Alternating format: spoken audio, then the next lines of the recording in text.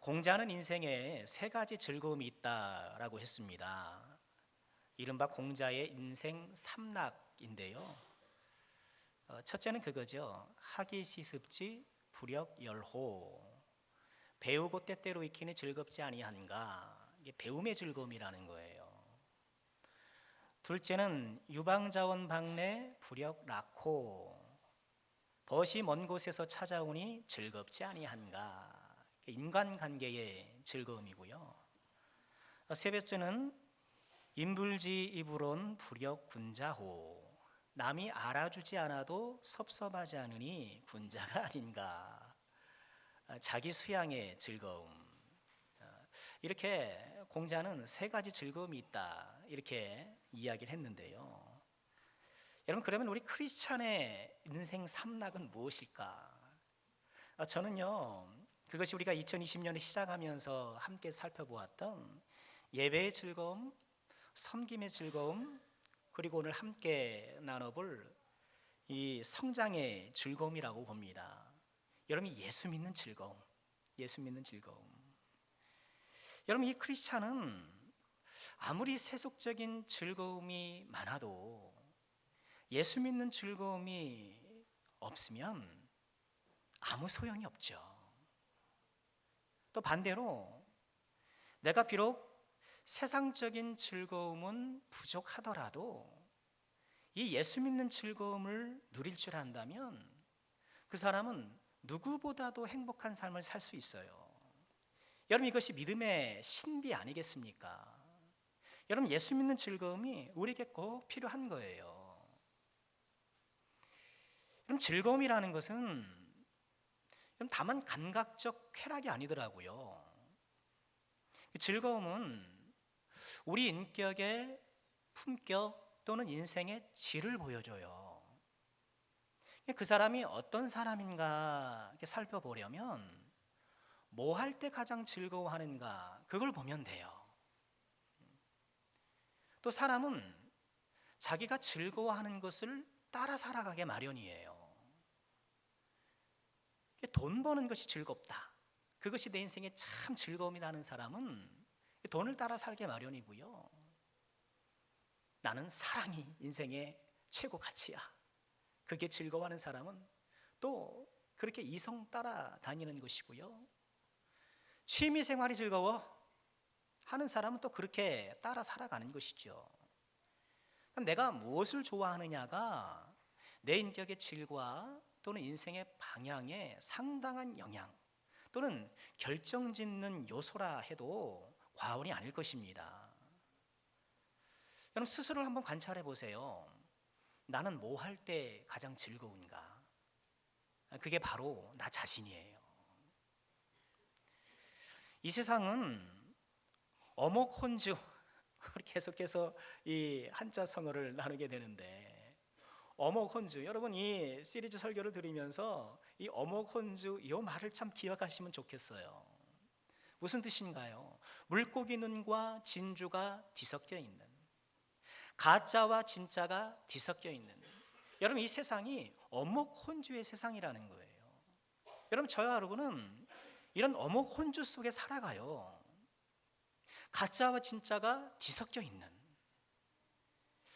여러분 이런 세상에서 우리가 하나님의 자녀로 천국 시민으로 살아간다는 것은요, 마태복음 13장 45절 46절에서 예수님이 말씀하신 것처럼 어떤 말씀인가요? 천국은 마치 좋은 진주를 구하는 장사 같으니 극히 값진 진주 하나를 발견하며 가서 자기의 소유를 다 팔아 그 진주를 사느니라.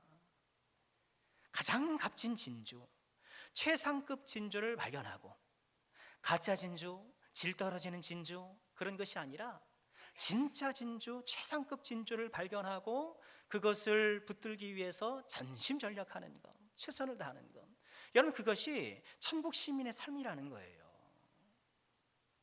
여러분, 가방 중에 소위 말하는 짝퉁 가방 있잖아요.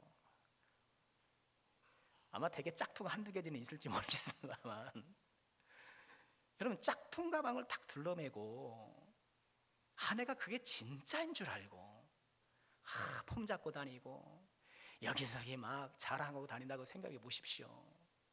여러분, 뭐가 진짜인 줄 아는 사람은 그 모습이 정말 우스울 거예요. 얼마나 우습습니까? 여러분, 그런 것처럼 우리가 이 세상을 살아가면서 짝퉁 즐거움 들러매고 가짜 즐거움 들러매고 그것이 최고인 줄 알고 그것을 붙잡고 자랑 삼아 살아가고 있다면 얼마나 그것이 어리석은 인생이 되겠는가. 가짜 즐거움과 진짜 즐거움이 뒤섞인 이 어목 혼주의 시대에 우리 남성께 사랑하는 모든 권속들께서는 극히 값진 진주 참 즐거움을 찾아 떠나가시고 참 즐거움을 향하여서 힘차게 걸어가시는 이 천국 시민의 삶을 살아가시기를 주의 이름으로 축원드립니다. 자, 오늘은 예수 믿는 즐거움의 마지막 시간인데요, 이 성장의 즐거움을 함께 좀 살펴보고 싶습니다. 여러분, 예수 믿는 이 즐거움 가운데는 성장의 즐거움이 반드시 있어야 해요. 이 순수한 아이들에게는 성장의 욕구가 있습니다. 빨리 크고 싶어 해요. 어제 설날 떡국 다 드셨나 모르겠습니다.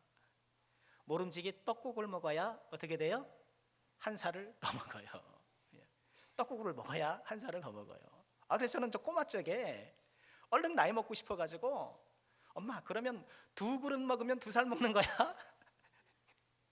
말도 안 되는 그 유치한 질문을 하게 되죠. 왜요?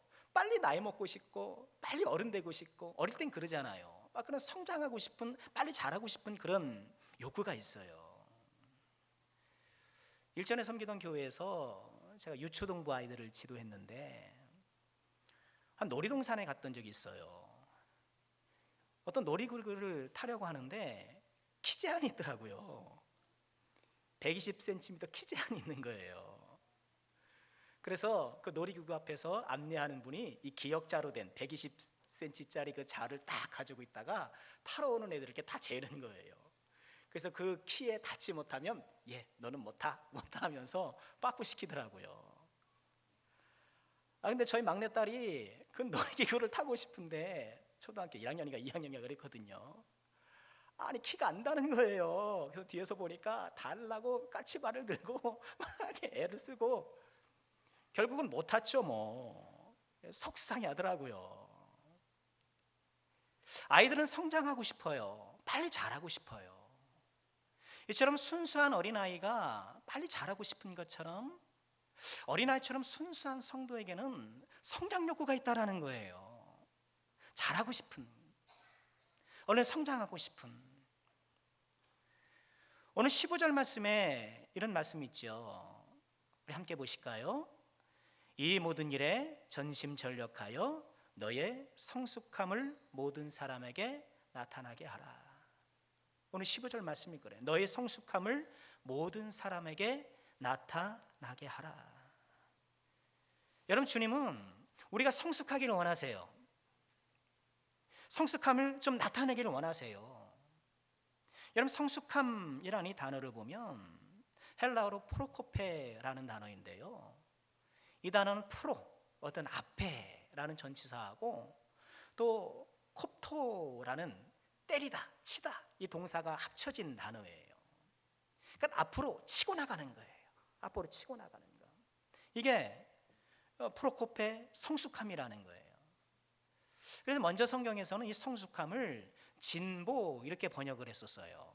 너의 진보를 나타내라 이렇게 번역을 했는데 그것을 성숙함으로 바꿨습니다만, 저는 먼저 번역이 더 좋다라고 생각해요. 왜냐하면 진보, 계속 움직이는 그런 느낌을 주니까. 여러분, 성숙은 고정된 상태가 아니죠. 성숙은 계속 움직이는 거예요. 계속 앞으로 나아가는 거예요. 진보하는 것입니다. 나아갈 진짜 걸음보자잖아요. 한 걸음 한 걸음 나아가는 것. 여러분, 나는 지금 나의 믿음은 앞으로 한 걸음 한 걸음 나아가고 있는가? 여전히 부족한 건 사실이고 또 미숙한 건 사실이지만 나름 나는 믿음의 진보를 조금씩 느끼며 감사하며 기뻐하고 있는가? 여러분, 잘하는 건 본인이 알아요. 우리는 여러분 만약 겸손하다고 해서 저는 무조건 죄인입니다, 저는 무조건 할 수 없습니다, 그런 것은 올바른 겸손이 아니에요. 믿음 안에서 우리는 나의 성장을 느끼게 되고요, 키가 자라는 것처럼 몸무게가 늘어나는 것처럼 내가 믿음의 성장을 감지할 수 있어야 돼요.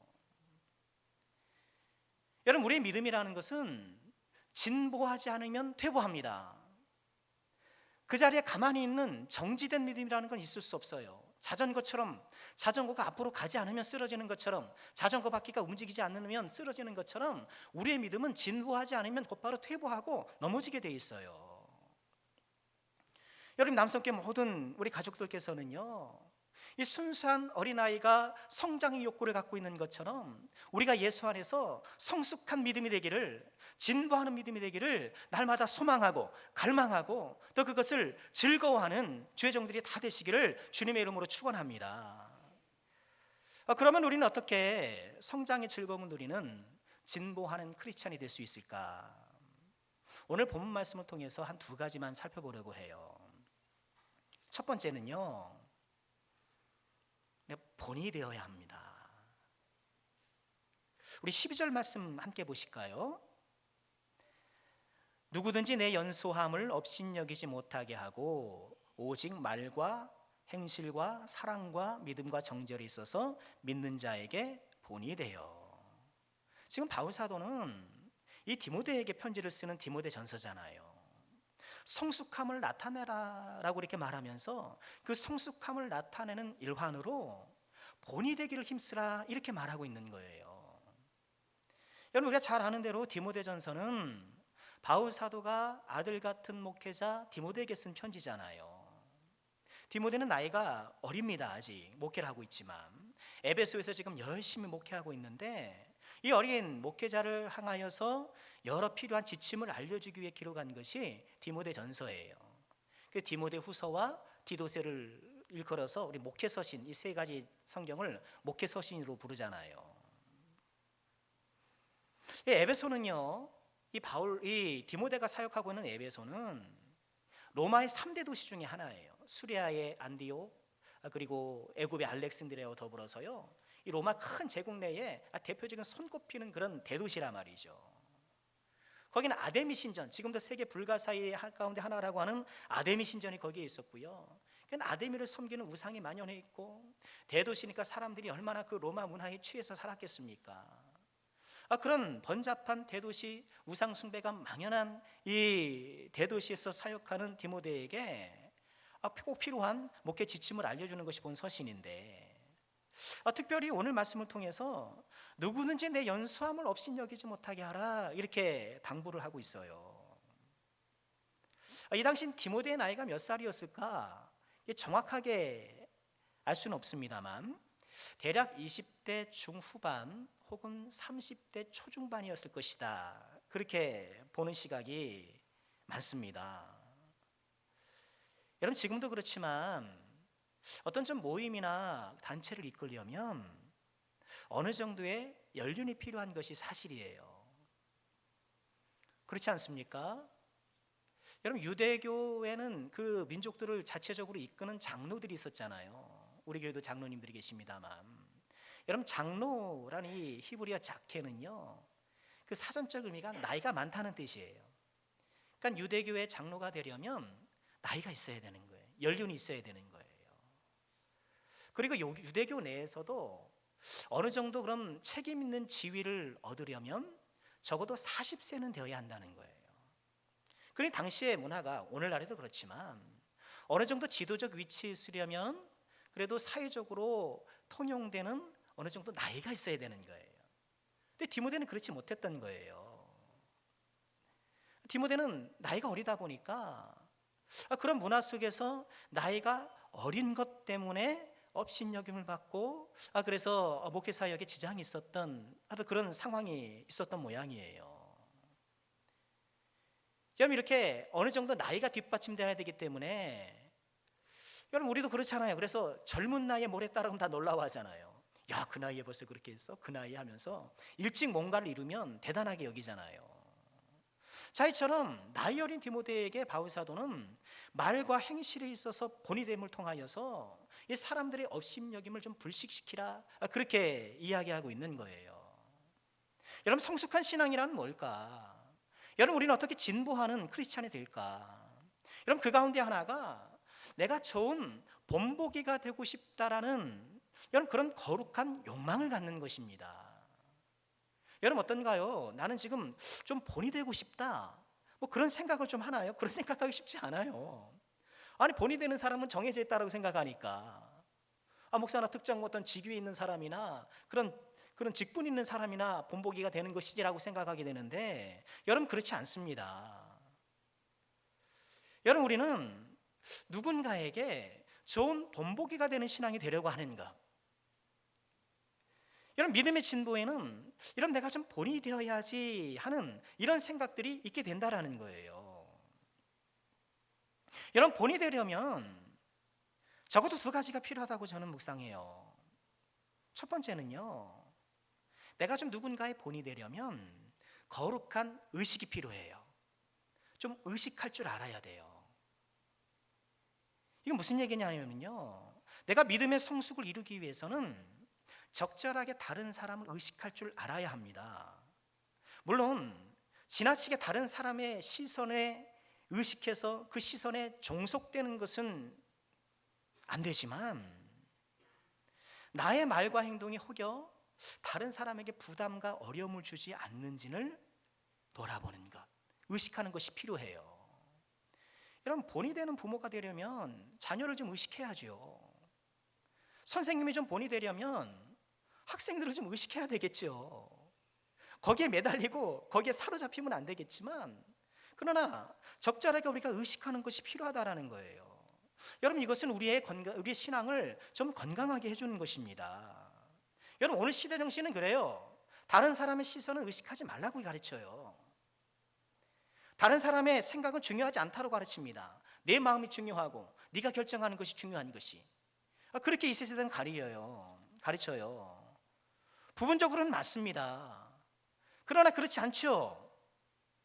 다른 사람들의 시선을 의식하면서 살아가면 우리가 자유롭지 못한 것이 사실입니다만, 여러분, 그것이 다른 사람을 배려하지 않아도 된다는 것은 아니잖아요.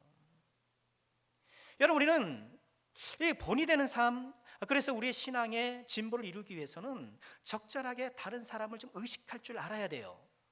내가 이 말을 해도 되나? 내가 이렇게 행동해도 될까라고 한 번쯤은 생각해 보는 것이 필요하다라는 거예요. 더군다나 우리는 다른 사람의 시선에는 그렇게 우리가 매일 필요는 없겠지만, 하나님의 시선을 우리가 의식해야 되잖아요. 하나님의 시선 앞에 하나님 보시기에 우리가 좋은 일을 해야 되잖아요. 그러니까 우리는 남 보기에 좋은 일이 아니라 나 보기에 좋은 일을 선택하는 것이 맞고, 그러나 나 보기에 좋은 일보다는 하나님 보시기에 좋은 일을 선택하는 것이 옳습니다. 여러분, 솔직함을 가장한 천박함에 주의하십시오. 솔직하다고 하는 것이 아무렇게나 자기 표현을 한다고 된다는 것이 결코 아니에요. 우리의 솔직함을 단정하게 표현할 수 있는 방법이 많아요. 성숙한 신앙, 진보하는 신앙은 이렇게 적절하게 의식할 줄 아는 거예요. 또한 내가 본이 되려면은요, 두 번째로 당연한 얘기지만 예수님을 본받아야 돼요. 예수님을 본받지 않으면 내가 본이 될 수가 없어요. 여러분, 나의 말과 행실을 그럴듯하게 포장하라는 것이 아니잖아요. 누군가를 의식하는 것이. 여러분, 내가 누군가를 의식하는 것이 과해지면 외식이 되겠죠. 의식하라는 것은 외식하라는 것이 아니죠. 우리 안에 자연스럽게 흘러나오는 그런 본이 되어야 합니다. 그러려면 우리가 먼저 예수님을 본받는 사람이 되어야 합니다. 고린도전서 11장 1절은 이렇게 말씀을 하셔요. 우리 다 같이 함께 읽어볼까요? 함께 합니다. 내가 그리스도를 본받는 자가 된 것 같이 너희는 나를 본받는 자가 되라. 우리가 누군가에게 본이 되려면 그 선행 조건이 뭐라는 거예요? 그리스도를 본받는 것. 내가 그리스도를 본받게 될 때에 내가 다른 사람을 본이 될 수 있다라는 거예요. 어떤가요? 나는 지금 그리스도를 본받는 일에 진보가 있는가? 앞으로 나아감이 있는가? 지난 시간들을 우리가 되돌아봤으면 좋겠습니다. 아직 1월이니 2019년이 지났지만 또 지나간 우리 시간들을 한번 되돌이켜 보면서 내가 좀 그리스도를 본받음에 있어서 미진했던 것은 무엇인가? 예배는 나는 열심히 했는데 누군가를 사랑하는 데는 미흡할 수 있고요. 나름 봉사는 열심히 했는데 하나님과의 친밀한 교제를 소홀히 할 수도 있고, 나름 기도는 열심히 했는데 내 주변 사람들을 좀 살펴보지 못할 수도 있어요. 우리는 자 그렇게 불완전하니까. 여러분, 2020년 그리스도를 본받기 위해 내가 좀 전심전력해야 될 것은 무엇인가? 내가 보완하고 내가 좀 새롭게 해야 될 것은 무엇인가? 여러분, 그리스도를 본받는 것, 그래서 다른 사람의 본이 되려는 것, 여러분, 이런 거룩한 소망이 우리 안에 있을 때에 우리 안에 믿음의 진보가 일어난다는 것을 기억하시고요. 올 한 해 이 그리스도를 본받으시고 그 본받음을 통하여서 다른 사람에게 선한 본을 끼치는 이런 믿음의 큰 진보가 있으시기를 주님의 이름으로 축원드립니다. 두 번째로 우리가 믿음의 진보가 있기 위해서, 성숙한 믿음이 되기 위해서 해야 될 것은 무엇일까요? 그것은요, 자신을 살피는 거예요. 우리 16절 말씀도 함께 보실까요? 제가 읽겠습니다. 내가 내 자신과 가르침을 살펴 이 일을 계속하라. 이것을 행함으로 내 자신과 내게 듣는 자를 구원하리라. 지금 디모데에게 바울 사도가 성숙한 신앙이 될 것을 주문하면서 그 실천상으로 제시하는 것이 뭔가요? 내 자신과 가르침을 살피라는 거예요. 자신을 살피고 가르쳐야 할 내용을 살피고, 여러분, 이 순서를 유념해야 되겠죠. 저도 목사로서 내 자신을 살피고 설교를 살피고, 목사뿐이겠습니까? 우리 모두가 그렇잖아요. 내 자신을 살피고 그리고 뭘 해야 돼요? 내 자신을 살피는 것. 이렇게 자신을 살피는 것을 우린 자기 성찰 혹은 자아 성찰 그렇게 이야기하잖아요. 여러분, 내가 성장의 즐거움을 누리려면, 내가 준비하는 크리스천이 되려면 나를 돌아보는 자아 성찰이 꼭 있어야 돼요. 여러분, 우리의 믿음의 진보가 왜 더딘가? 그 이유 가운데 하나는요, 나를 돌아보는 시간이 없기 때문에 가능성이 매우 높아요. 여러분, 어떤가요? 나는 하루를 돌아보면서 나의 삶을 복기해 보나요? 여러분, 이세돌 기사가 그러더라고요. AI와의 그 치열한 바둑이 끝난 다음에 졌잖아요. 지고 나서 A 졌네 하면서 집에 가서 이제 뭐 발 닦고 자는 게 아니라 다시 한번 복귀하더라고요. 내가 어느 부분에서 수를 익혀 뒀는가? 내가 어떻게 전략을 짰는가? 다시 돌아보는 거예요. 여러분, 우리도 그래야 되지 않느냐는 거예요. 왜 우리는 믿음의 진보가 더딘가? 나름 열정은 인정받는데, 오늘날 크리스찬들이 그래요. 대부분 참 열심히 해. 열정은 인정을 받는데 성숙함은 덜 인정받을 때가 있다라는 거예요. 여러분, 나는 어떤 평을 받고 있는가? 그 이유 가운데 하나가 자아 성찰의 부재일 가능성이 높다라는 말씀이에요. 우리 죄인은요, 철저히 자기중심적이에요. 그렇죠? 우린 자기중심적이에요.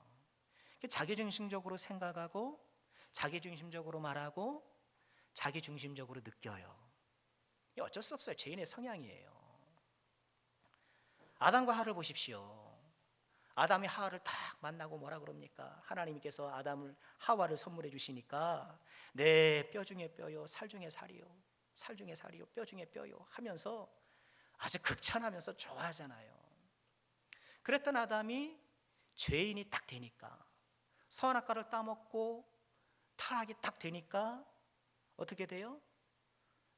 하와 탓을 하잖아요. 하나님이 주신 저 여인 때문에 내가 선악과를 먹었습니다. 탓하기 시작하는 거예요.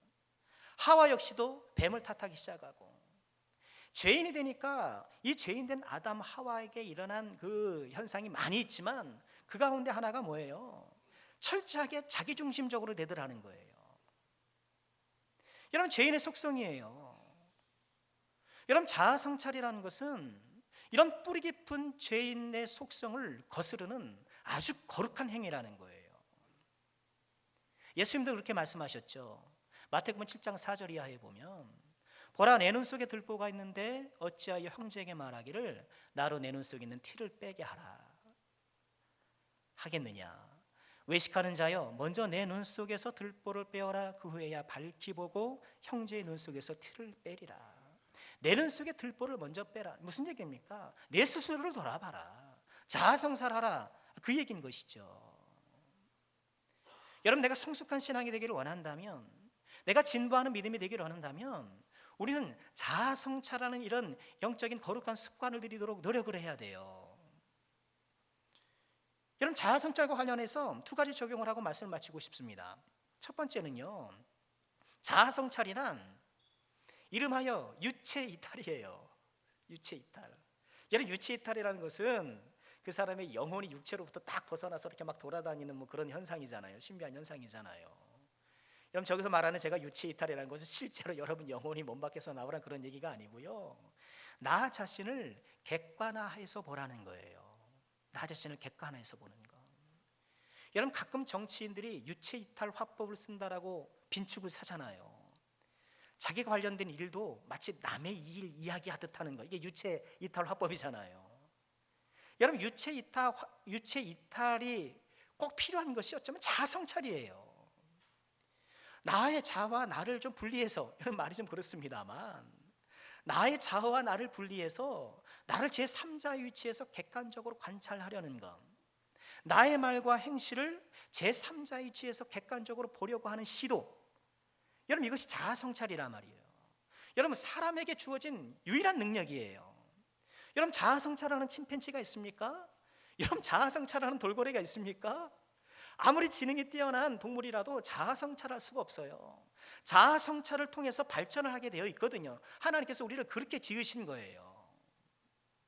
우리는 어렸을 때부터 자아성찰을 하도록 훈련받아 왔어요. 여러분, 그 대표적인 게 뭔가요?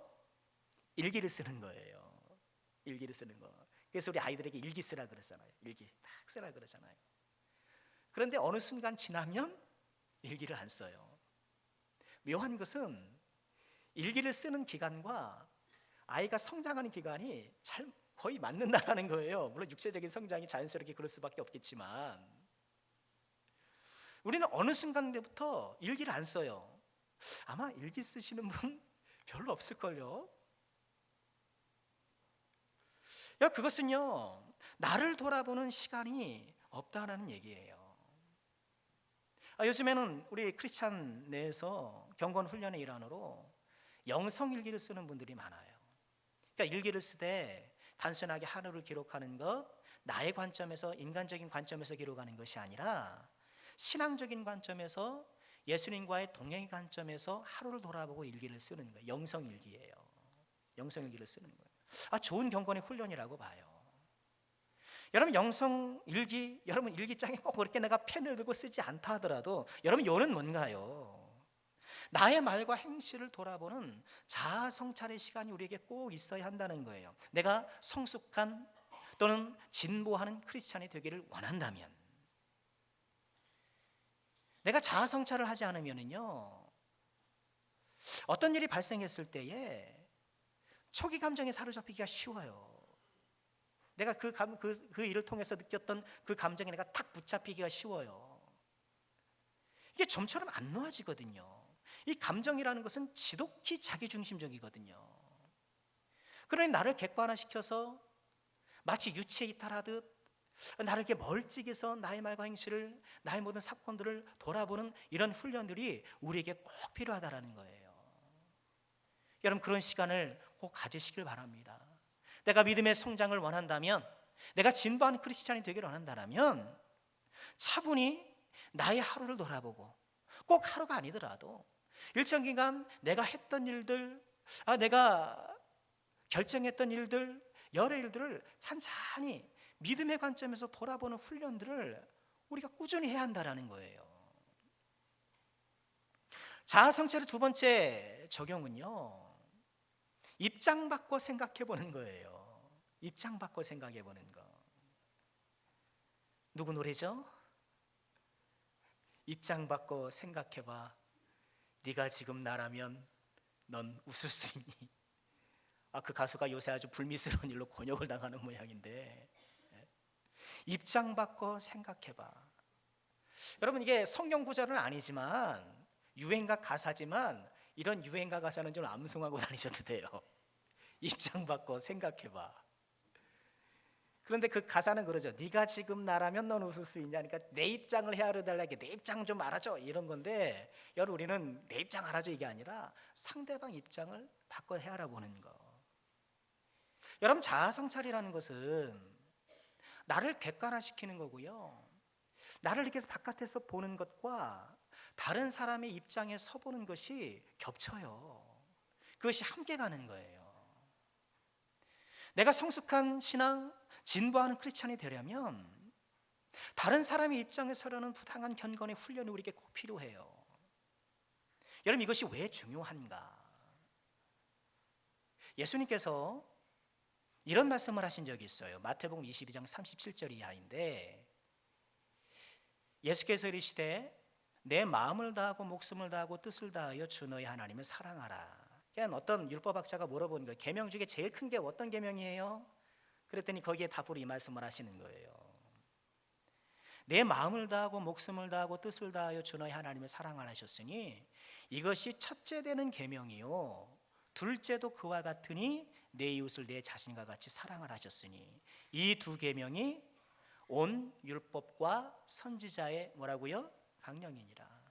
여러분, 율법과 선지자라는 게 뭔가요? 구약 성경을 은유하는 표현이잖아요. 구약 성경을 일으켜서 율법과 선지자 그렇게 불렀단 말이에요. 그러니까 율법, 성경이 말하는 것이 뭐냐? 이 두꺼운 성경을 좀 요약해다오.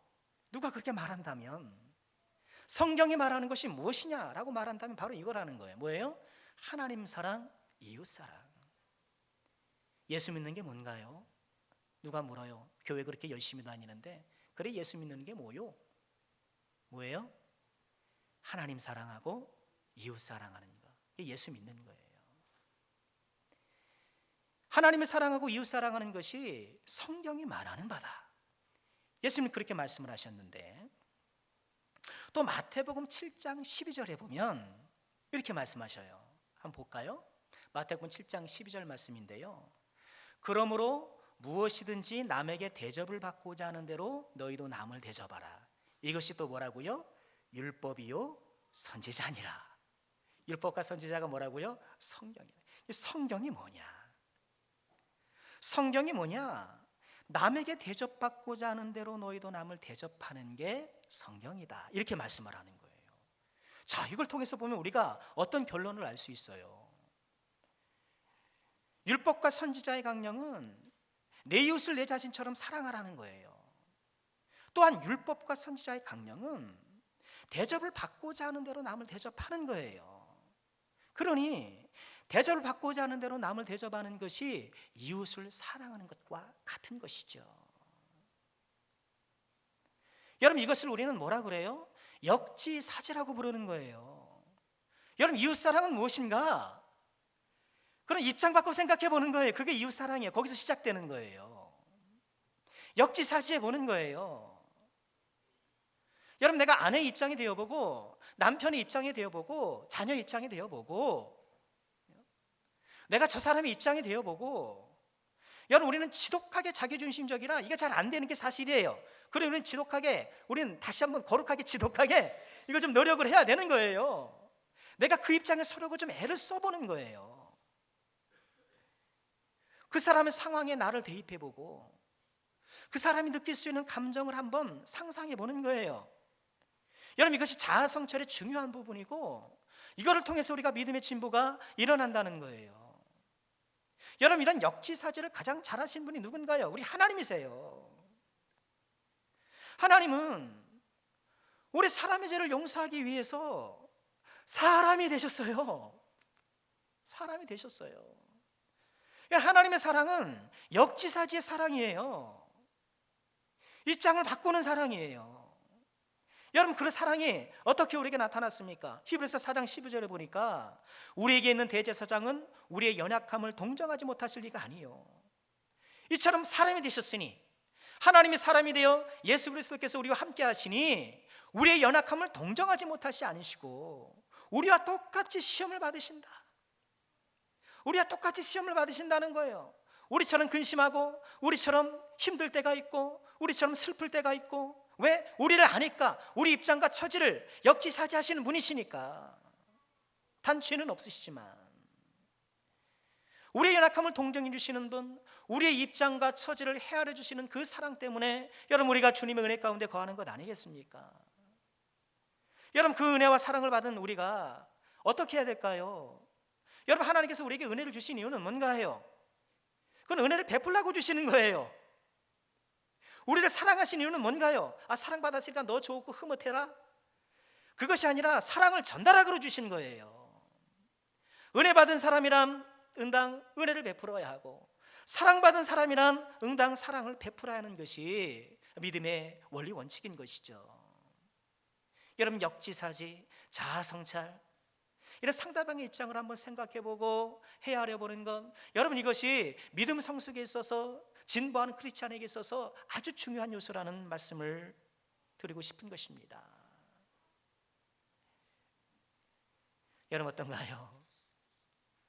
내가 좀 헤아려 볼, 내가 좀 입장을 바꾸어서 좀 헤아려 봐야 할 나의 이웃은 누구인가? 나의 가족은 누구인가? 말씀을 마칠까 합니다. 여러분, 우리가 살아가는 세상은 온갖 즐거움이 뒤섞여 있는 세상이에요. 우리가 1월 한 달 동안 예수 믿는 즐거움을 나누었는데, 온갖 즐거움이 뒤섞여 있는 이 세상에서 우리는 참 즐거움, 예수 믿는 즐거움을 따라 살아가야겠습니다. 모든 죄정들에게 예배의 즐거움이 회복되기를 주의 이름으로 축원합니다. 섬김의 즐거움 회복되기를 소원합니다. 그리고 성장의 즐거움이 있기를 주의 이름으로 축원합니다.